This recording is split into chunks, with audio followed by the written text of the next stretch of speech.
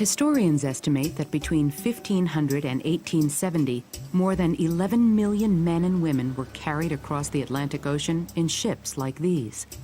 The passengers were forcibly transported from Africa to the West Indies, Brazil, or other lands of the Americas.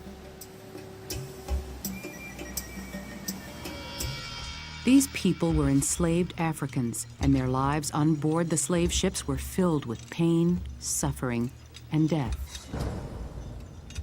In the 1500s, Europeans saw enslaved Africans as a source of inexpensive labor for their colonies. European planters established plantations or huge farms in North America, South America, and the Caribbean. As the plantations grew, more slaves were needed to work on them.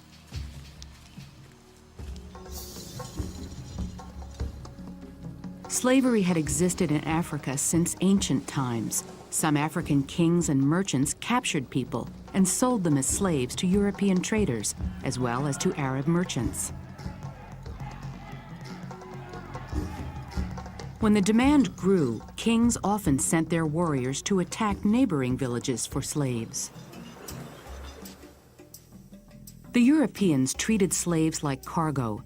They were locked inside cells for weeks until ships could take them to colonies across the ocean. For slaves, life on a slave ship during the Middle Passage was a nightmare. Even crew members were shocked by the conditions in the slave holds. When I had to enter the slave deck, I was forced to crawl over the slaves. The Negroes are frequently packed so close together that they have not so much room as a man in his coffin. I was so overcome with the heat, dense and foul air that I nearly fainted.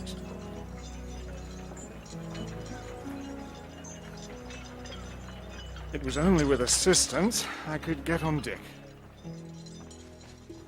Alexander Falconbridge. Although the transatlantic slave trade, the bringing of slaves from Africa to the Americas, was abolished by U.S. law in 1804, some traders chose to ignore the law. They continued to capture Africans and transport them across the Atlantic.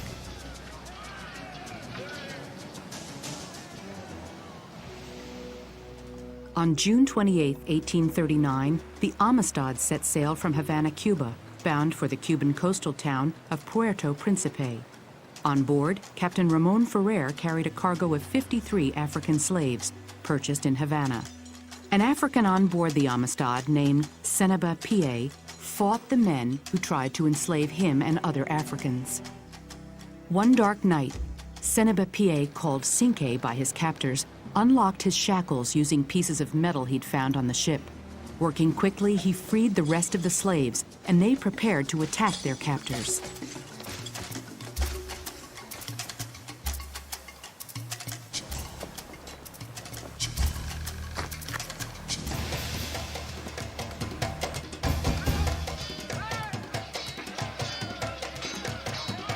The Africans took over the Amistad. The cabin steward translated the Africans' demand: sail the ship back to Africa or the crew would be killed.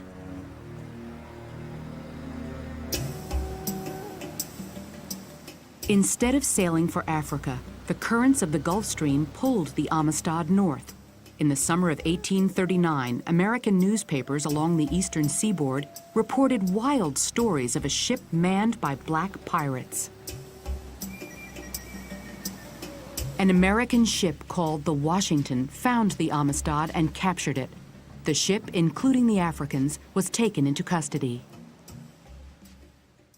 The Spanish government, which had colonized Cuba, demanded that President Martin Van Buren send the Africans to Cuba, where they would remain slaves. But former President John Quincy Adams thought that the slaves should remain free. He argued that since they had been taken from Africa illegally, they were not then legally slaves.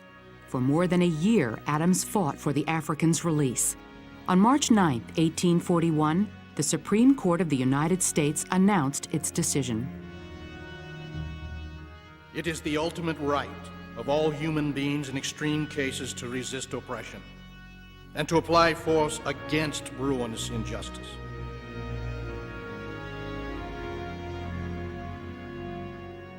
Seneba Pie and the other captives were freed. The United States Supreme Court had recognized these Africans as free human beings.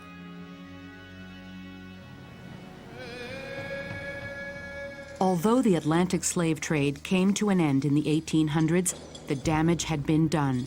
African societies were disrupted by depopulation and warfare.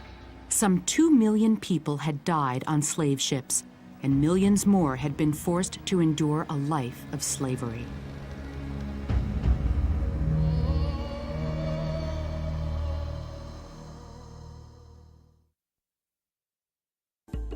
Europeans first brought African slaves to the Americas to work A. as indentured servants, B. on plantations, C. as merchant seamen, D. for low wages. What decision did the Supreme Court make in the case of the captives on board the Amistad? A. The court recognized the captives as free human beings. B. The court sent the captives back to Cuba. C. The court ended the slave trade. D.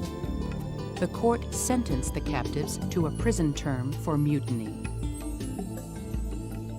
What were the causes and effects of the Atlantic slave trade?